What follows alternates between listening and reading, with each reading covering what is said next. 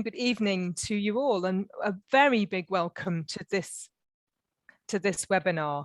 And I hope you've all signed up to say that you're happy for it to be recorded. So welcome very much to this webinar under the auspices of the Climate Coalition. It's a fantastic opportunity and a really important conversation for us to have. My name is Christine Allen. I'm the director of CAFOD, the Catholic Agency for Overseas Development, which is the development body of the Catholic Church in England and Wales.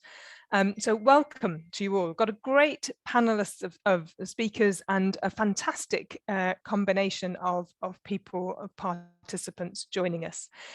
This webinar is going to focus on the priorities and perspectives of climate vulnerable countries.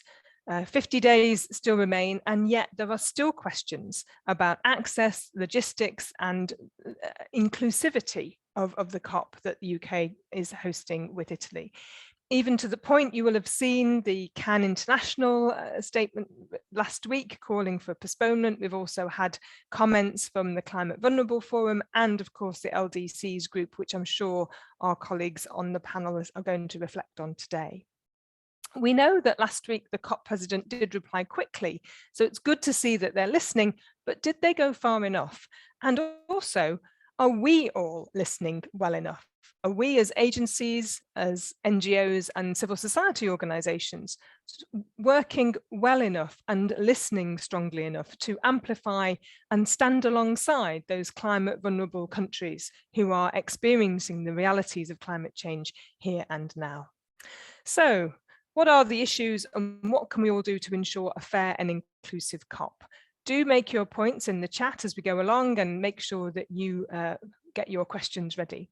To reflect on this, I've got the most amazing, knowledgeable, experienced panel of who I know are going to give brilliant insights. I've got Adele Thomas, I've got Mohamed Addo, and hopefully Majid Dakar. Yes, Majid's just joined us.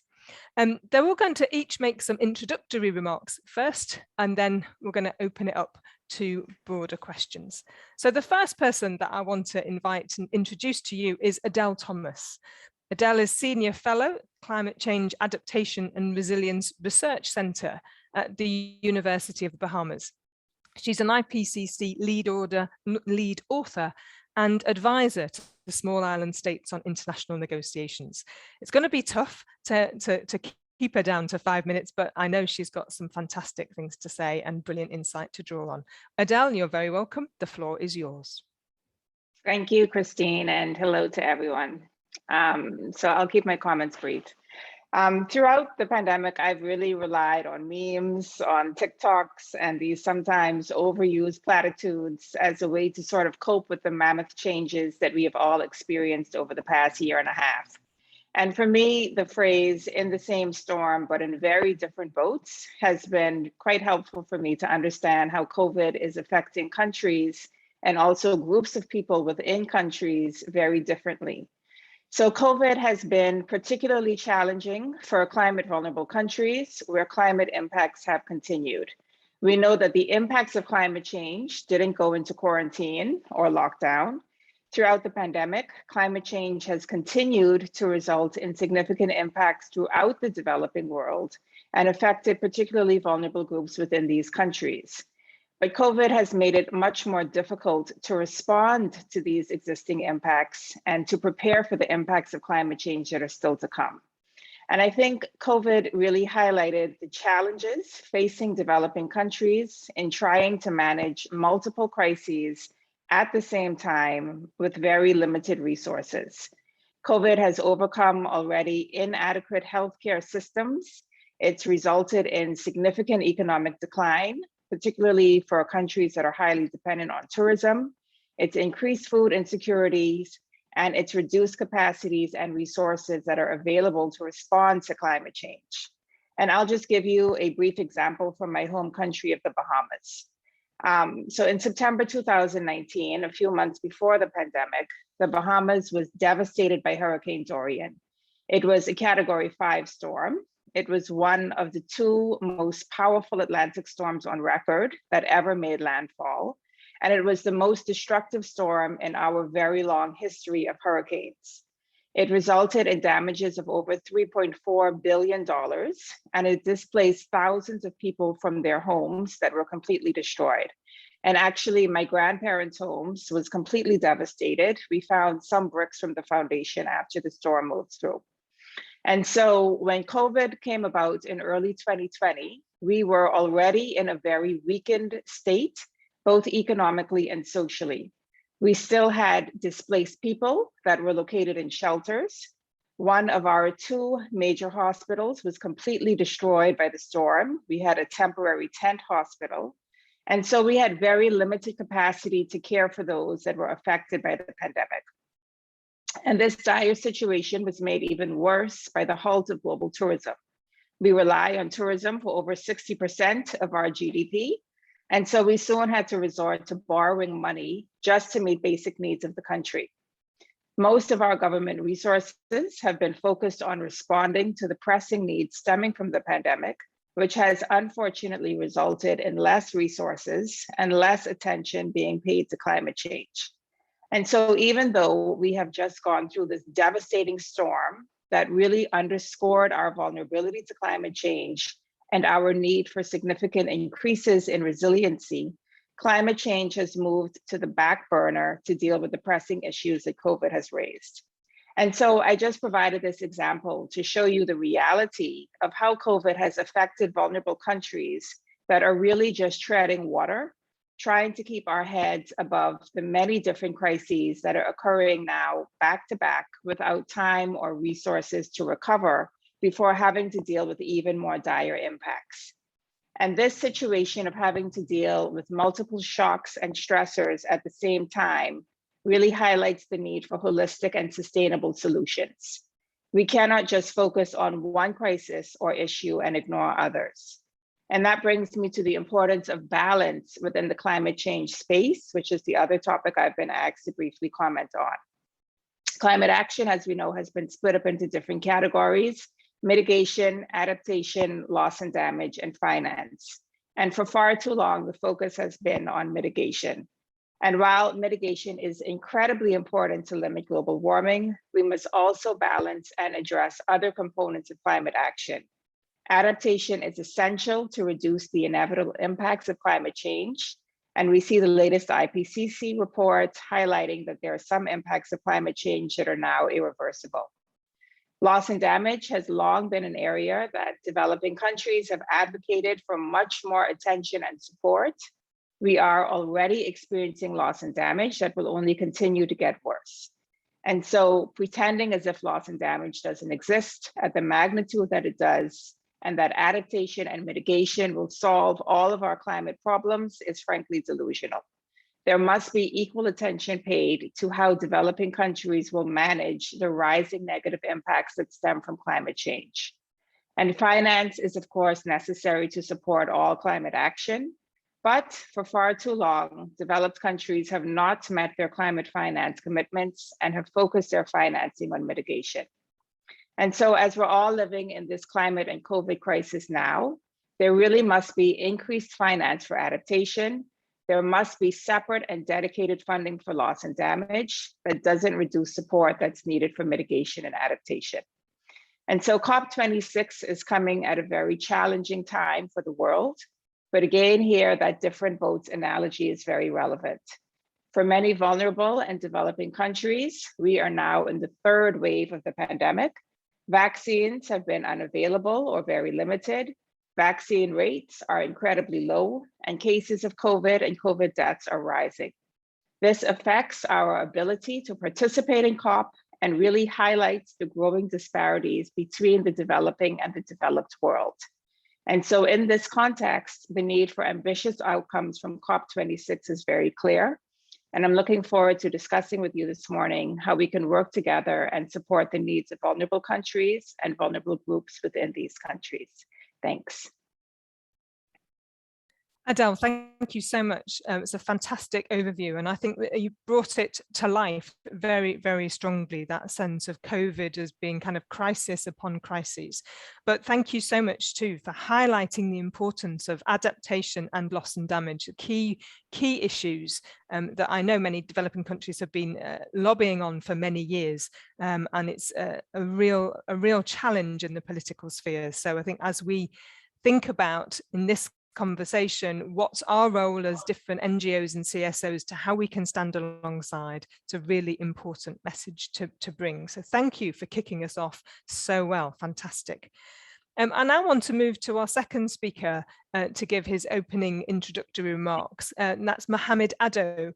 Mohamed is founder and director of PowerShift Africa, and he's an advisor to the Climate Vulnerable Forum.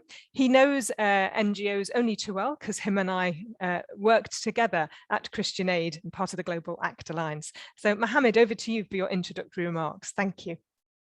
Thanks so much, Christine, and thanks so much, colleagues, for joining in.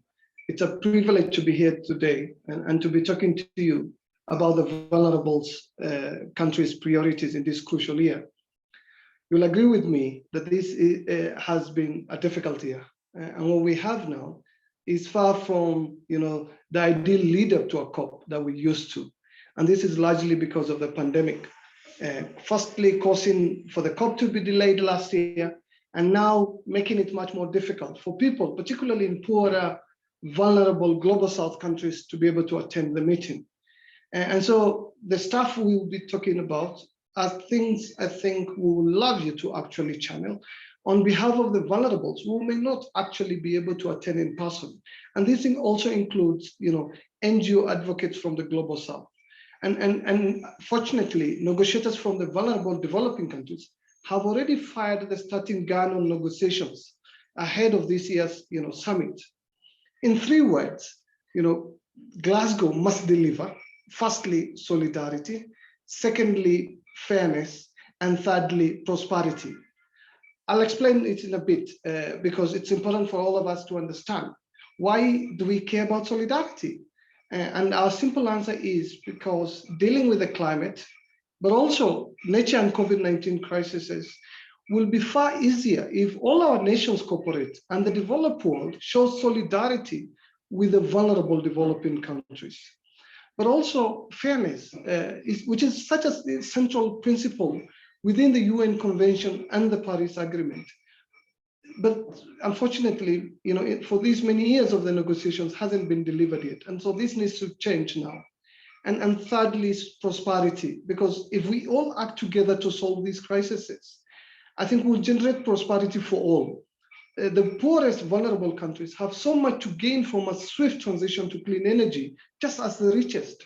But the only difference is that the poorest needs assistance in the form of finance, in the form of technology transfer, in the form of capacity building to be able to make the transition. So, and these are countries whose economies have been ravaged by COVID-19 and increasingly by climate change impacts, against which they also need security. And so the climate talks will have to address these issues.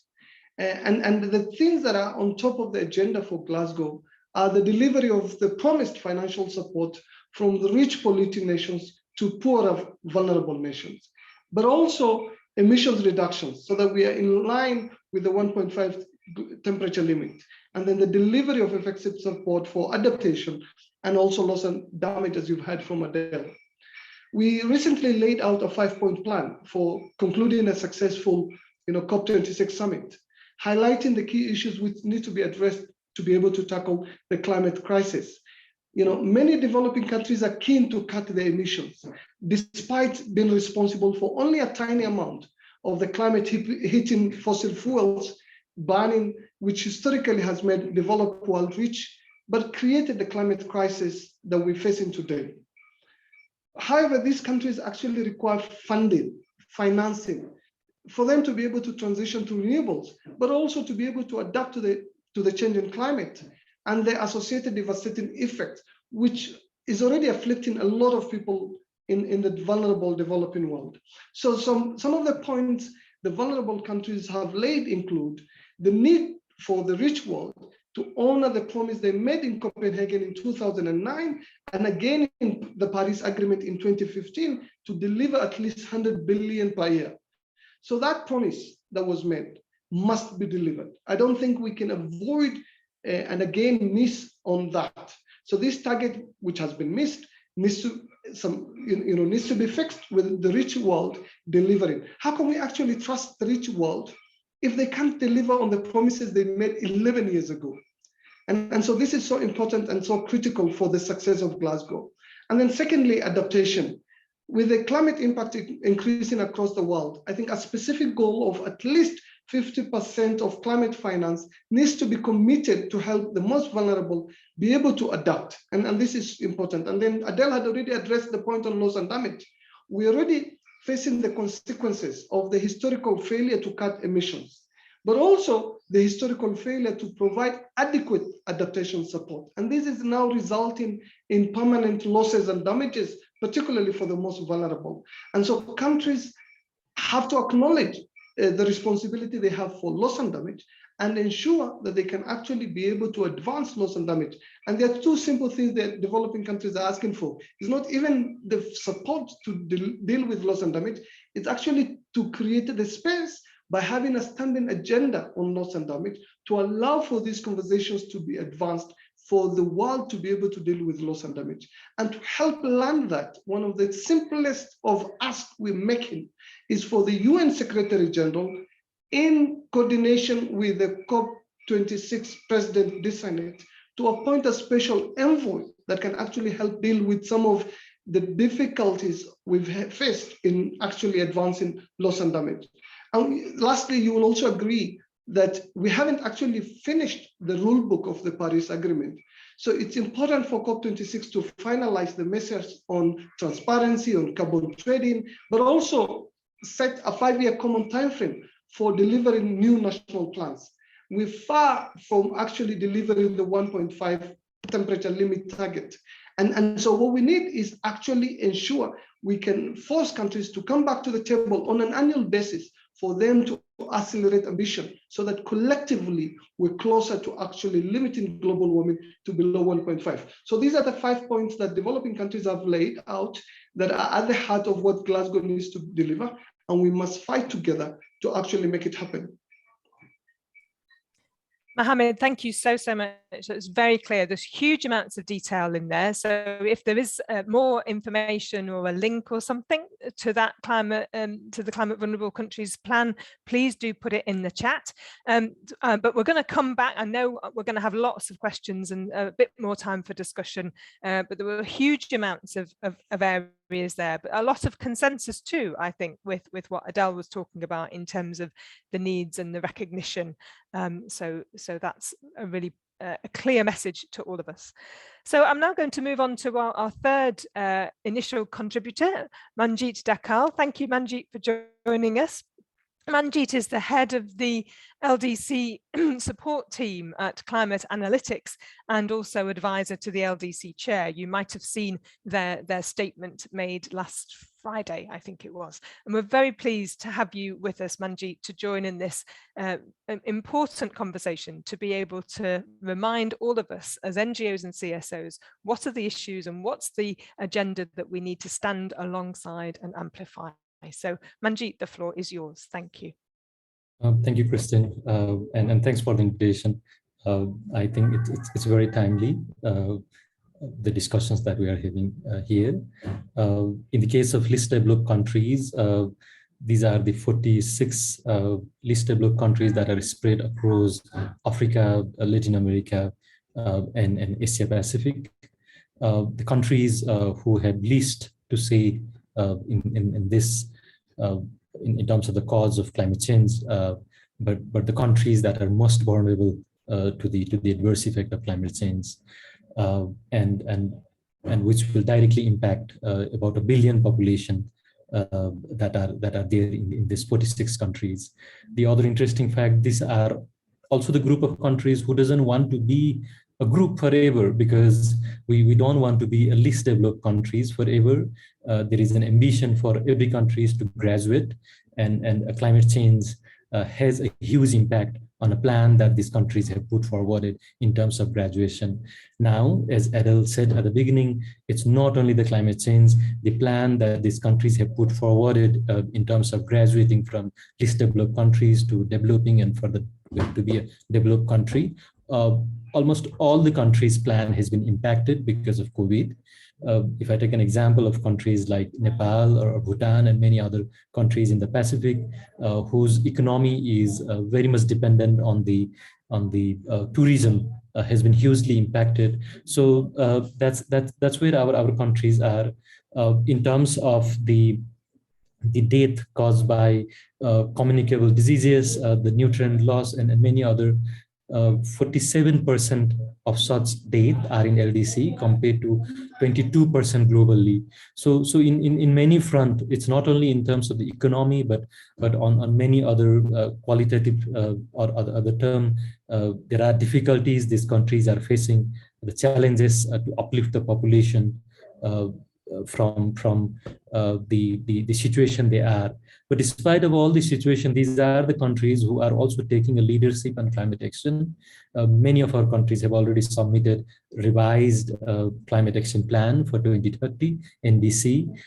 Many of them are still working on the long-term strategy for 2050, and many have already declared that they will remain carbon neutral by the mid-century. So we believe on taking a leadership so that we can inspire others.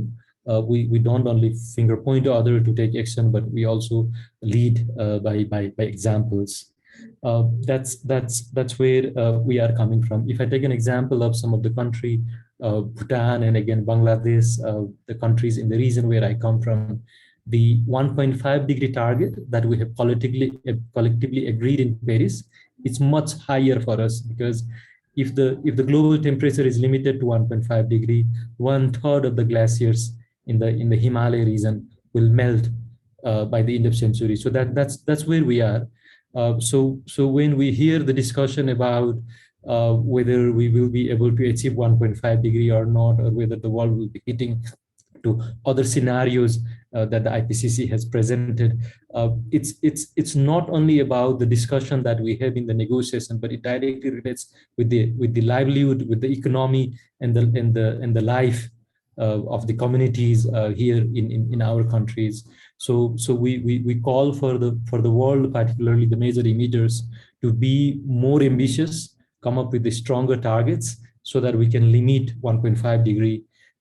If it was in our hand, we could have called for more than that, but we understand it was a compromise that we all have agreed in terms of 1.5 degree. So that's where we are. Briefly, in terms of the priorities, I think it's very much in line with what has already been said by Adel and Mohammed. We have emphasized, and also in the recent statement that was released on Friday, about the immediate action to be taken. And it's not only about the net zero by 2050 or the longer term targets, but the short term targets, a 2030 target that will take us to 1.5 degree pathways, and where there is a role of developed country as well as major emitters. And we, as Mohammed said earlier, there are some important work remaining in terms of the Paris rulebook, particularly the carbon market, which has to be completed. And it doesn't mean that we give a signal that we complete the work. It has to be completed in a way that there is no double counting of carbon emission.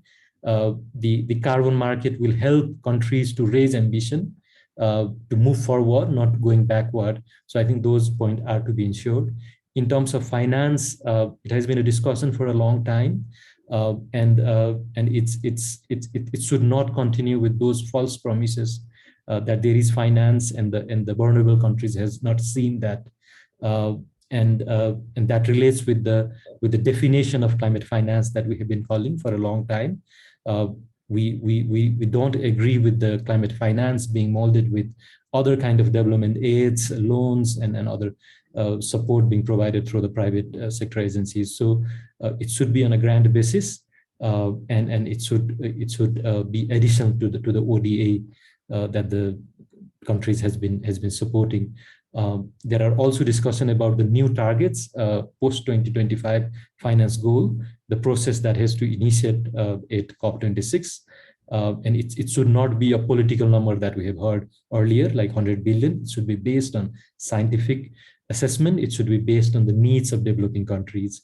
And finally, I agree with both my colleague about the need for loss and damage, the support for loss and damage.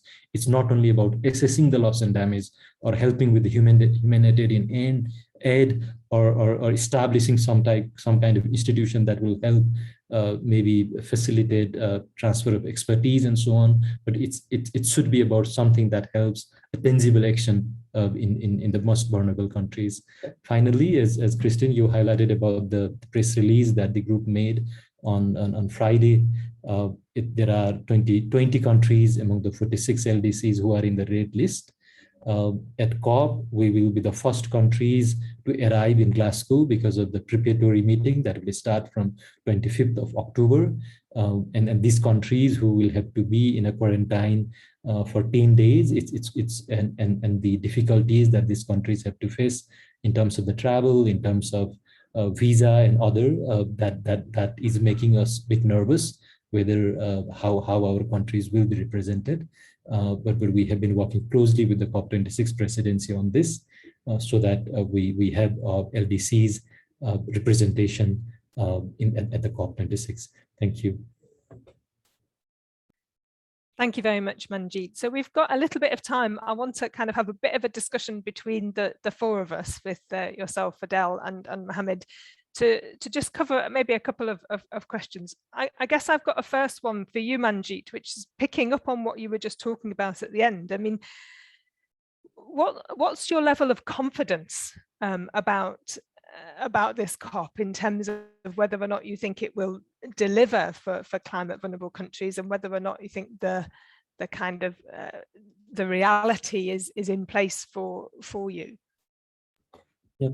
We have been seeing this COP as an event, as a major event within the UNFCCC forum after COP15, after COP21 in Paris. One of the major milestone, one of the major COP that will give a message in terms of countries implementing the Paris Agreement, a new target that were presented by the countries to be implemented in next 10 years to put a world on the track of 1.5 degree.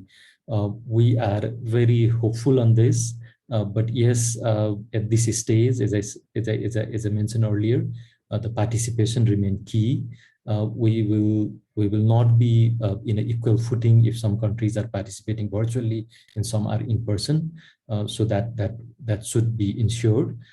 So the key things, I think, the countries who failed to submit enhanced NDC in line with 1.5 degree target, the finance that has been a long discussion but not been seen in the ground, and the support for loss and damage. I think if there are a clear decision on this front, we would regard this as a successful COP. Yes, it's still quite a high bar, though, isn't it? In many respects. Adele, from your perspective, do you think the UK government seems to be handling it well? I mean, I know that the COP unit really responded quite quickly to the Cannes International sort of statement, ultimatum almost last week. But do you feel that there's that space for listening? I think the UK government has been doing a lot of outreach, I think, in trying to foster conversations on issues that are important. I know for me, loss and damage is particularly important, and there have been some conversations that the UK presidency has held about that. But I think that they can go much further. For me, with loss and damage in particular, a lot of the conversation has been around operationalizing the Santiago network on loss and damage, and not sort of looking at the broader picture of what we want, which is to have loss and damage as a standing agenda item, to have separate and apart financing. So I think that the UK government can go much further in what it's doing. I think, as Manjeet mentioned, a major issue is, this participation and representation, particularly with this red list. And there are so many countries that are on this red list. And I think what's interesting is that the UK government is the presidency, and so many of the former colonies of the UK are among the climate vulnerable developing countries. And so I think that the UK government, as the presidency of the COP, really has an obligation to advance key issues that are important to its former colonies, which I think Mohammed spelled out very well in his 3-point solidarity, fairness, and prosperity. So I think that, yeah, they're big shoes that need to be filled. No, that's a really helpful insight, especially for us in terms of as NGOs and civil society organizations. I know we've probably got quite a global audience here, but I think thinking about influencing the UK government, that's a really important point. So which brings me to you, Mohammed, in terms of that sense of, you know, are there particular actions that you think civil society and NGOs can focus in on, and how do we avoid kind of just arguing amongst ourselves? I think, Christine, what is firstly important is for all of us to recognize that even though Glasgow is important, we should actually avoid seeing it as the ultimate prize.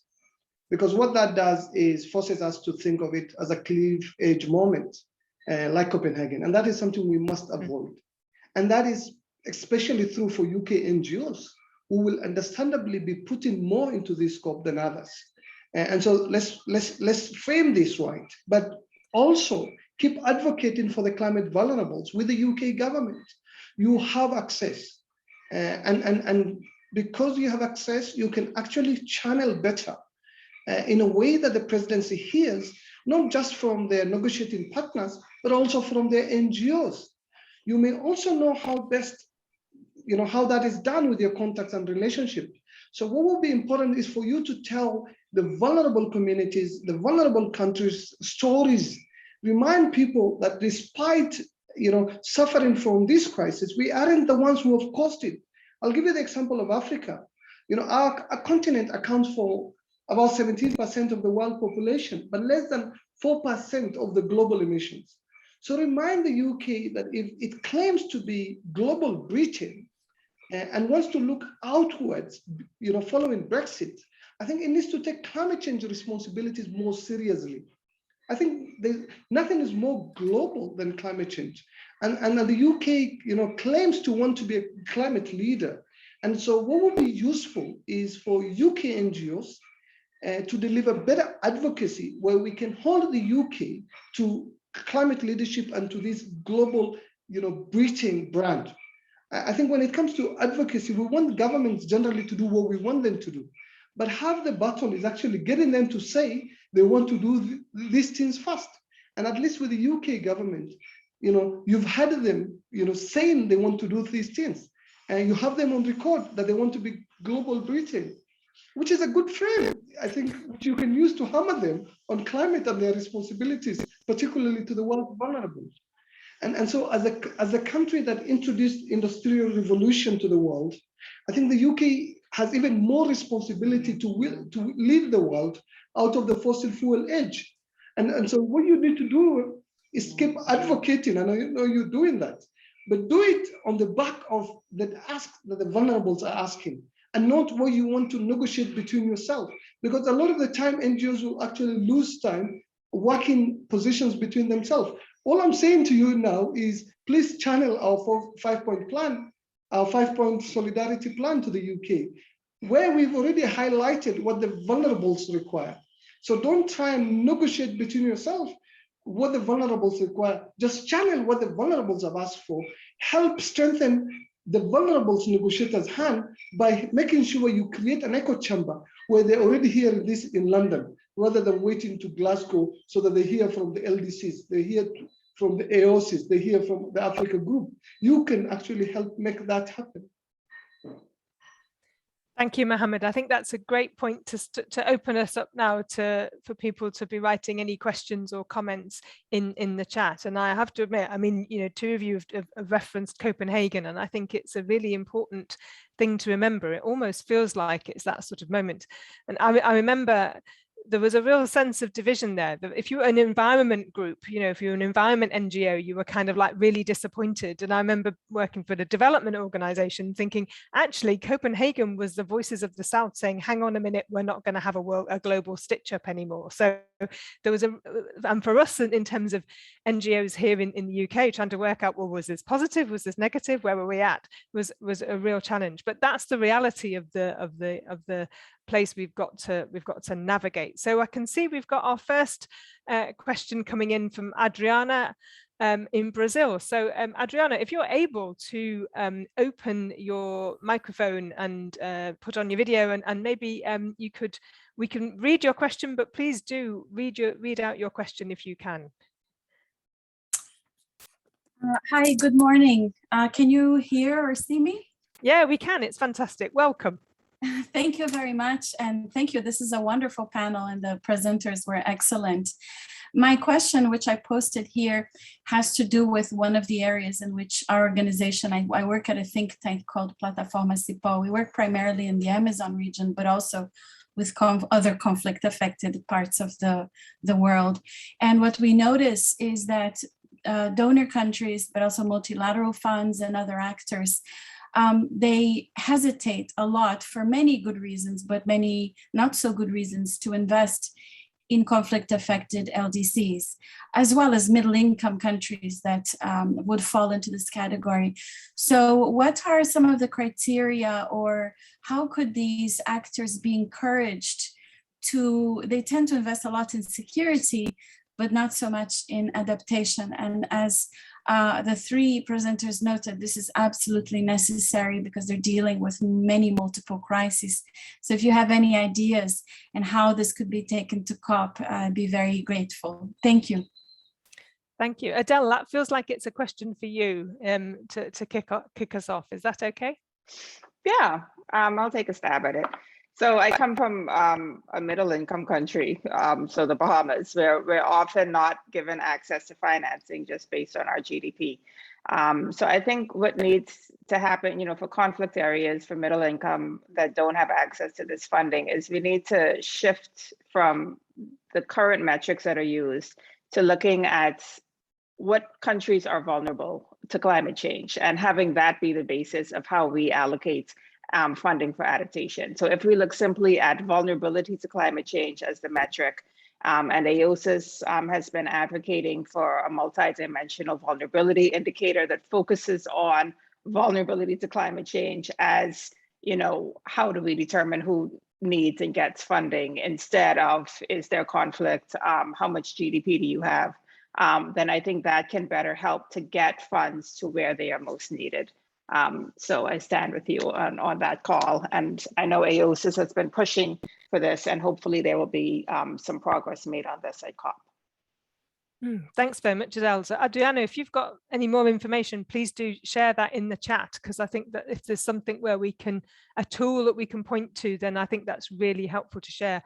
Mohammed Manjid, I don't know if you've got anything else you wanted to add on that, or shall I go on to another question? Okay. Just wave if you want to speak. So I want to, the next one's from Megan Rowling. My apologies if I pronounced your name incorrectly.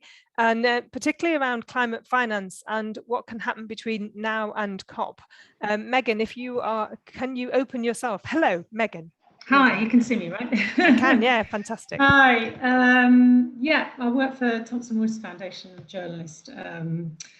Working on climate change. Yeah, I was just wondering if you could outline a little bit more what you think a successful climate finance outcome, well, not actually an outcome, but what needs to happen before the COP, because you know, normally everything comes together at the last minute, then there's a package and things get ticked off.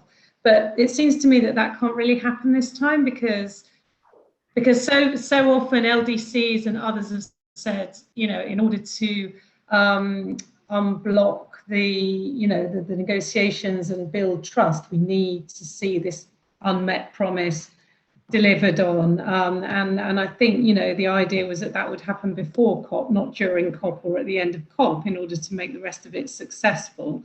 And so I was just wondering what the thoughts were on that and what needs to be in place, you know, when well, assuming we get to Glasgow by then. Well, of course, Megan, the questions about financing are not new. The issues around climate financing have been going on for quite a few years. I think, Mohammed, would you feel able to give a first stab, and then maybe we'll come to the others for any views? I think that question of how can we break the deadlock, if you like, is a pretty critical one. I'll say finance is actually the thing that will help us break the deadlock on Glasgow. Like if the developed world wanted to actually help make Glasgow a success, in addition to hopefully helping make vaccines available so that vulnerable countries can take part in the negotiations, the one thing that they can actually help rebuild trust among parties, particularly vulnerable, is addressing the shortfall in the delivery of the 100 billion. And then address also the opaqueness of accounting, particularly by donors. When it comes to what counts, because up to now there isn't an agreed definition of what counts towards climate finance. And then there are problems with access when it comes particularly to vulnerable countries. And so we need to also address, you know, the access question, which is so important. But at the heart of the negotiations, I think vulnerable countries aren't even fighting to just ensure the delivery of the 100 billion, because we know that may not happen. And so what have they asked for, which is actually the middle ground, is the delivery, and this is funny, of a delivery plan that is going to demonstrate how developed countries are going to clearly and transparently deliver the 100 billion. So we're no longer talking about just closing the 2020 climate financing gap before the COP opens. We're only, the vulnerable countries have actually gone backwards and only calling for a delivery plan. And that tells you how much they're willing to compromise, how much they're willing to help advance the process. And so what we need, and this actually is where the US comes into the equation. Since Trump, I think, and now with Biden in Washington, we have an opportunity for the US to provide greater leadership. And the one thing that they can actually help with in Glasgow is for them to deliver their fair share of the 100 billion.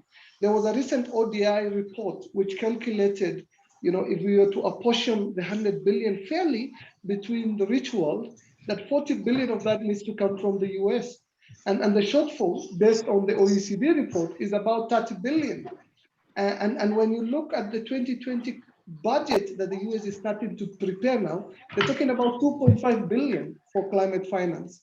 And that is so small and won't actually help advance the ambitious outcome we want out of Glasgow. So what Boris Johnson needs to do is actually be in Washington and get Biden on board, particularly on climate finance, because that is a ticket to a successful Glasgow. But that's not all we are looking for out of climate finance.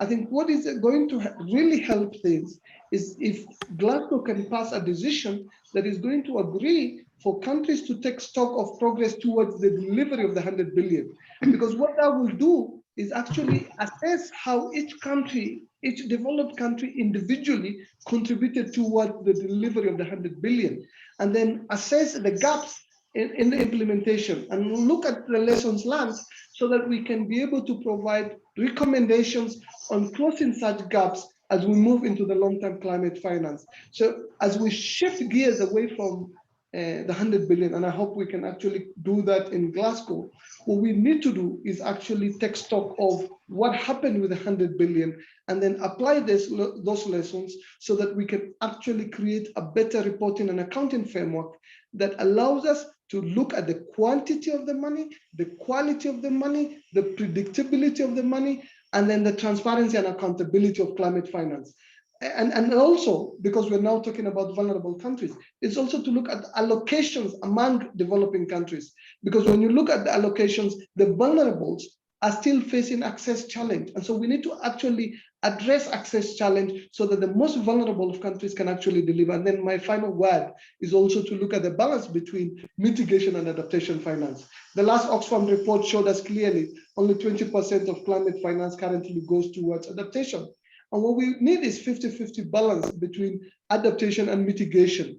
And a lot of the NGOs on this call, particularly from UK, I think are development NGOs. And so what we need to do is actually seize this opportunity where we can actually, for once, address the question on balance between adaptation and mitigation. Thank you, Mohammed. Gosh, lots in there, really important stuff. Manjeet, from your perspective, from the LDCs, is there anything else that you want to add or question? Sure, thank you. When we talk about the 100 billion, we must also remember this was a discussion, this is a decision that was made more than 10 years ago. The world has changed, the expectation, the need of the developing, the vulnerable countries it has been much different by now. And still we are talking about whether that 100 billion target will be reached or not. So that's where we are. There was also the question about what needs to happen from now up to COP26 in this regards.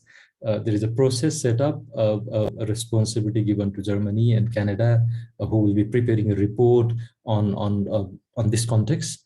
So as it was said earlier, it's about giving us a confidence whether that 100 billion process is there or not, whether that will be achieved or not. As Mohammed said earlier, if we refer to the OECD report, it says around 60 or 70 billion was delivered in 2018. The report from Oxfam had challenged that only maybe 1/3 of that was actually a climate finance. So that relates to the point that I said earlier about the definition of climate finance itself. So when we talk about the finance, it's yes about the 100 billion, which is the old target. It's also the discussion agenda that it's there at COP26, which is about the new finance target for 2025, which has to be based on science and the needs of developing countries. And third, and the most important, which goes across the GCF and the other funds, is about the access. The least developed countries are not at the same level, and it is not possible for these countries to compete with other bigger countries when to access the funding. So the one-size-fits solution in terms of accessing the funds may not be helpful. I just want to take a minute also to talk about the conflict, the earlier question. There are, I think, clear reports, many scientific reports that have clearly shows a link between the rising temperature and the conflict. To take an example, even from Afghanistan, there has been some recent reports and reporting to link there. So I think it's not only about whether these vulnerable countries or the poor countries are from the conflict zone. I think we should also see from the angle that the kind of climate change can also be one of the factors to ignite this kind of situation. So I think we need to see this from the holistic perspective, so that these poor countries are not dragged more towards their economy to be more difficult to uplift. Thank you. Thank you very much. I'm absolutely right. I'm going to go on to one more question while we're talking numbers, while we're talking finance. There's a question from Nusrat Chowdhury around questions about loss and damage. Is it possible to put a number on loss and damage? So I don't know, Nusrat, if I've been responded to your question. If you wanted to open up and pose it, you're very welcome. Yes, thank you very much, and thanks a lot for having this conversation. I was just thinking, we do have this pledge of $100 billion, but when it comes to loss and damage, we know that the impact is there. We are suffering from climate change loss and damage, but do we think we are in a position to put a number? What is the number, our pledge? Given the fact that we are far away to identify the non-economic losses, we are very much into GDP loss, but when it comes to non-economic losses, after a cyclone, after a flood, we are yet to understand how many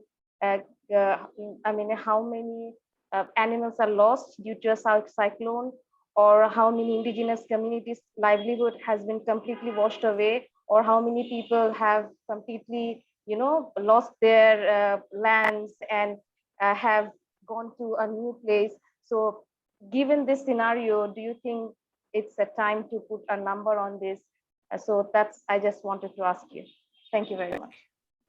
Thanks, Nusrat. It's a really relevant question, and I think it speaks to what Adele, what you were talking about massively.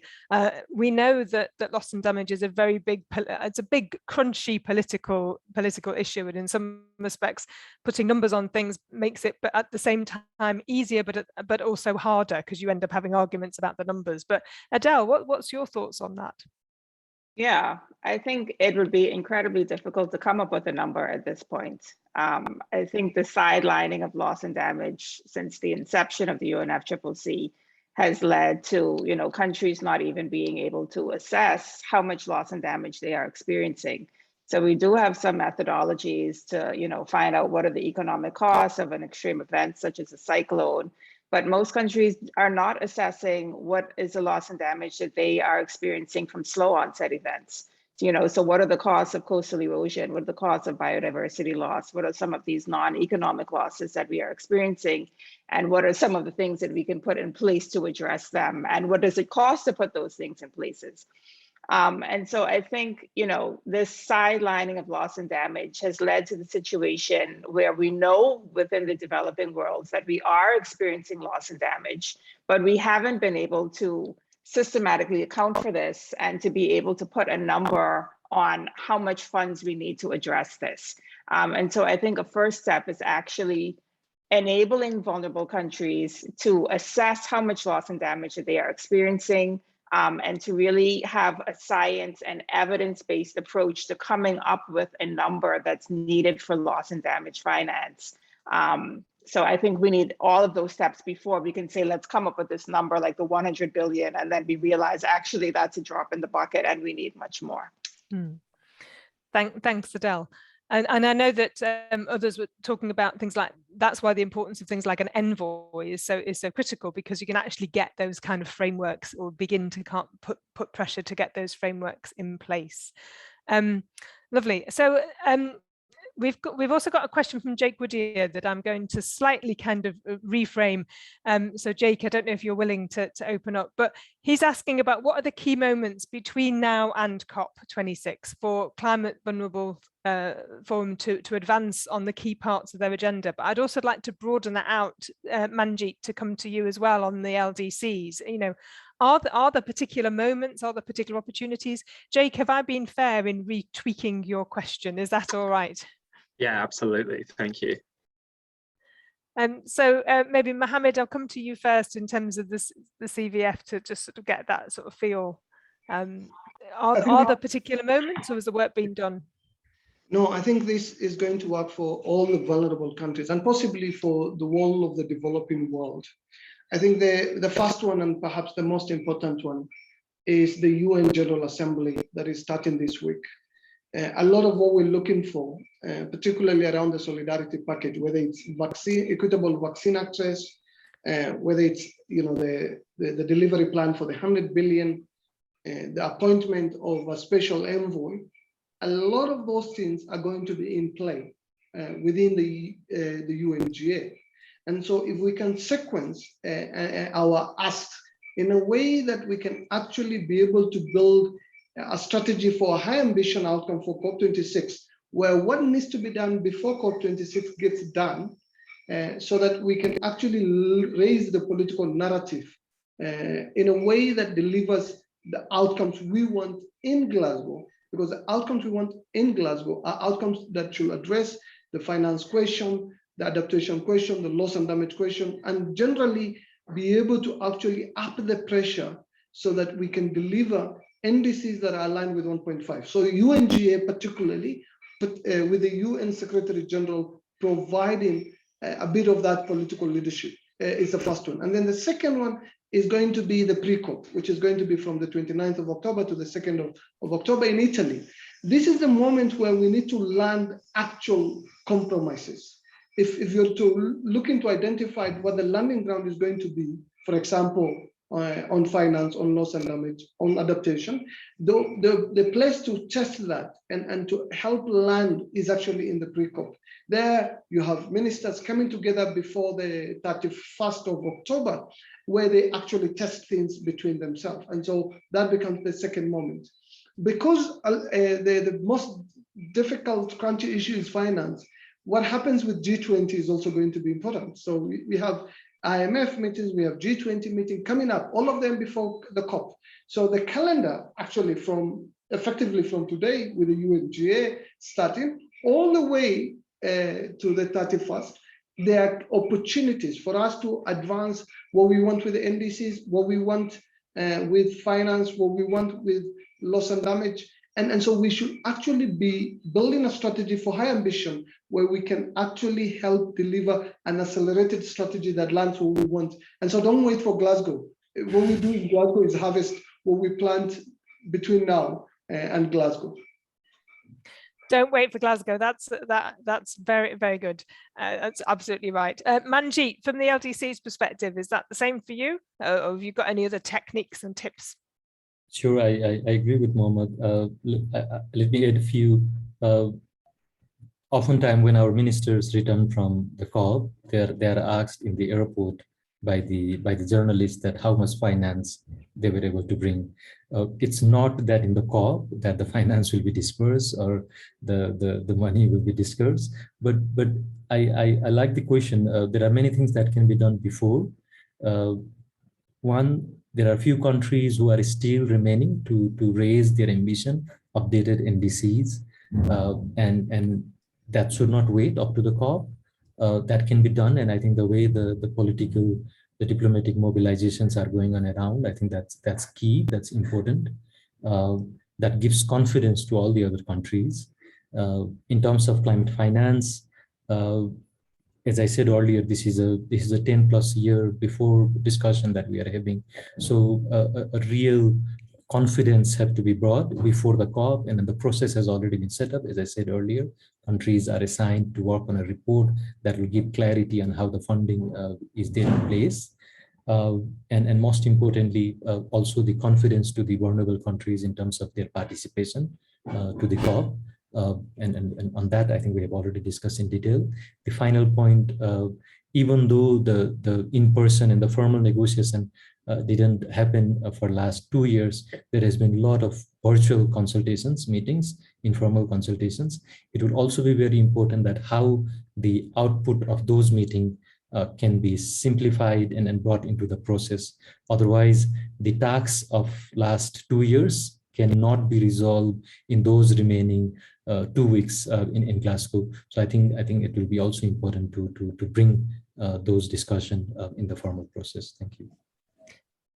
Manjeet, that's really helpful. Thank you. And most people on this call will understand only too well the processes of a COP, but I know that talking to many of people like CAFOD supporters or other NGOs that perhaps haven't been involved in COPs before, they don't always appreciate the sort of difference of the process. You know, the COP is an ongoing kind of rolling nature of it. It's not a party conference, you know, in that respect. So there are lots of opportunities that are continuing, and you're right to remind us of the conversations and that have been taking place virtually.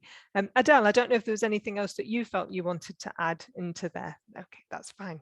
I'm going to come to you all for a few moments of sort of final comments and sort of summing up comments in a moment, but I just wanted to flag that we've had from Carmen Capriles. I hope I've pronounced your name okay, Carmen. If you want to do something for the SDGs, participate there in the week of action, that's in the chat, and also the Global Assembly of Women for Climate Justice, which is the details of that are also in the chat. So thank you very much for flagging that. It's always helpful. And Kel has asked me to remind you that the webinar has been recorded and will be available to share with partners at www.whatworldassembly.com later today. So have given you all a few minutes to get your final thoughts in place. So I'm going to go in reverse order than I did at the beginning and start with you, Manjeet. Any particular final thoughts or reflections that you want to share with our audience this evening? Thank you. Many of the vulnerable countries that will be coming to Glasgow, they will be talking about their priorities. They may not be aware in terms of how things are in Glasgow or how things function. I think as an NGO there, I think you know the context very well. and how the acts of the vulnerable countries can be articulated. I really appreciate the way the event was organized. So I think there is a lot that the NGO community can do in that context. I hope we were able to explain the key acts of our countries, it's when we talk about the negotiation, it's sometimes it's quite difficult to explain here in the community that it's not only about going to the negotiation, but it matters a lot to the people back home and the future generation. So when we take decision, we really need to remember about them. The events that are happening around the world. I think the recent incident that we have seen around the world, it's not only the impact that are happening in the vulnerable countries, but also in many of the developed countries around the world. So the impacts are all around. So I think it will be very important to communicate that message in the local context there as well. So thanks for the invitation.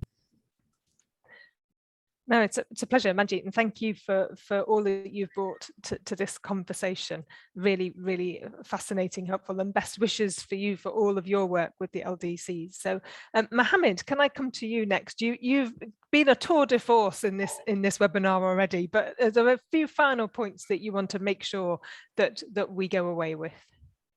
Yeah, thanks, Christine. I think the first one, perhaps, is every pressure you can exert on the UK for them to address the logistical concerns that have been raised by vulnerable poor countries and groups to ensure inclusive, I think, and successful COP. I think if they don't get their act together on the logistics, on the vaccine access, addressing the quarantine, discrimination rules, I think it will be difficult to actually have a successful Glasgow.